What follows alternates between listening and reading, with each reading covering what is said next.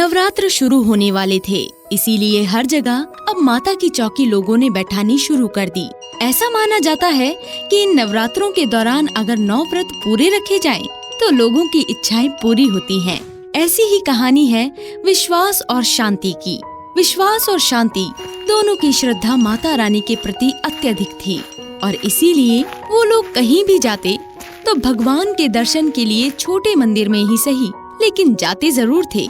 वो दोनों काफी गरीब थे और उनकी गरीबी देख लोग उन दोनों से ही बात करना पसंद नहीं करते थे। ऐसे ही एक दिन शांति अपने पति से कहती है, विश्वास जी, नवरात्रे शुरू होने वाले हैं। इस बार हमारी कमाई भी ज्यादा नहीं हुई है। हम लोग माता की चौकी कैसे बैठाएंगे?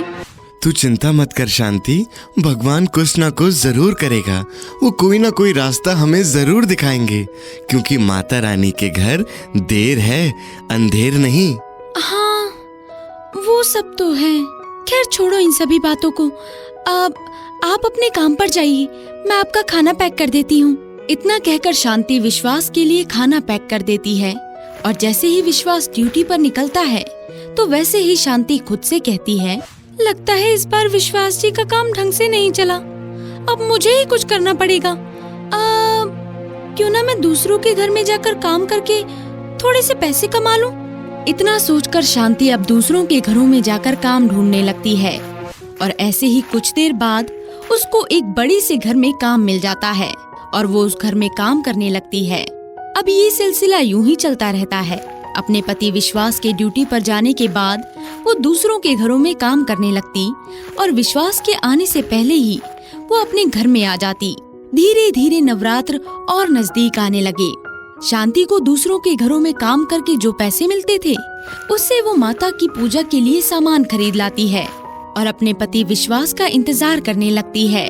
रात के 12 बज चुके थे, लेकिन विश्वास का कोई भी अता पता नहीं था। एक तरफ तो शांति अपने पति का इंतजार कर रही थी, तो वहीं दूसरी तरफ विश्वास का बहुत ही भयंकर एक्सीडेंट हो चुका था।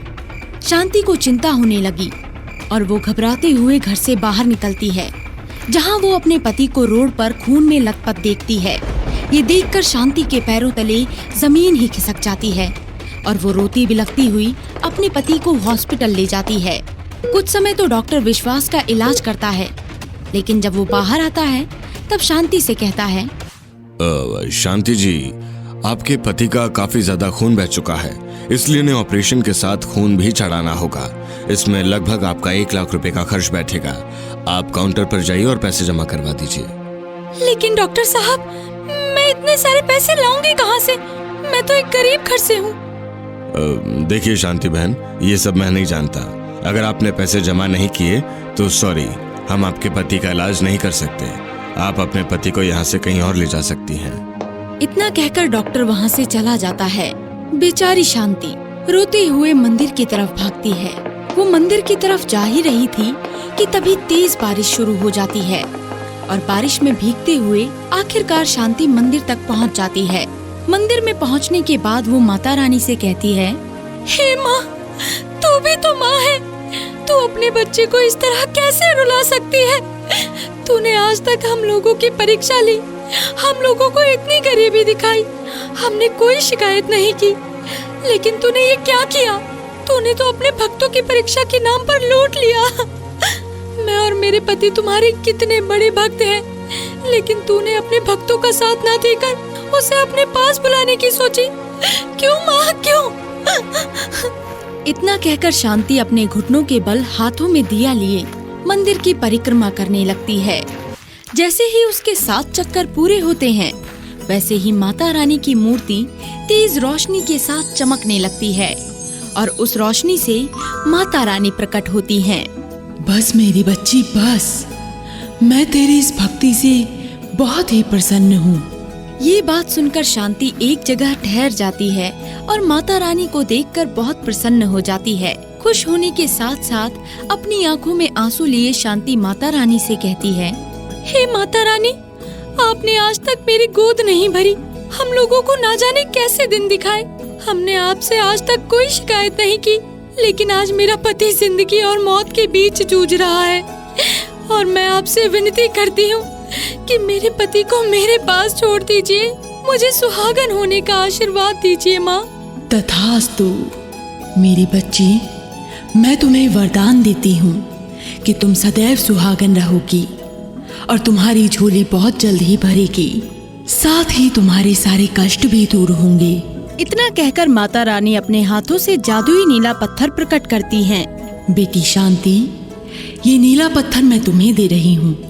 यदि तुम्हें कोई भी जरूरत हो तो तुम इस नीले पत्थर को 3 बार अपने हाथों से रगड़ना और अपनी इच्छा जाहिर करना। लेकिन हाँ, याद रखना, एक दिन में ये पत्थर तुम्हारी एक ही इच्छा पूरी कर सकता है। तथास्तु। इतना कहकर माता रानी वहाँ से गायब हो जाती है और उस पत्थर को आजमाने के लिए शांति अब उस पत्थर को 3 बार रगड़ती है, जिसके बाद उस पत्थर में से एक तेज रोशनी आती है। उस रोशनी को देखकर शांति अपनी इच्छा जाहिर करती है। हे माता रानी के जादुई नीले पत्थर, मुझे मेरे पति के इलाज के लिए कुछ पैसों की जरूरत है, कृपया करके मुझे 1 लाख रुपए दे दीजिए। उसकी बात सुनकर जादुई पत्थर से 1 लाख रुपए निकलते हैं और वो पत्थर एक मामूली पत्थर बन जाता है और इस तरह शांति खुशी से अपने पति का इलाज करवा देती है। और कुछ समय बाद जब उसका पति बिल्कुल ठीक हो जाता है, तब वो अपने पति को सारी बात बता देती है, जिसके बाद वो माता रानी की चौकी बैठाकर नवरात्र के पूरे 9 व्रत रखती है और इस तरह शांति और विश्वास के घर में माता रानी का वास हो जाता है।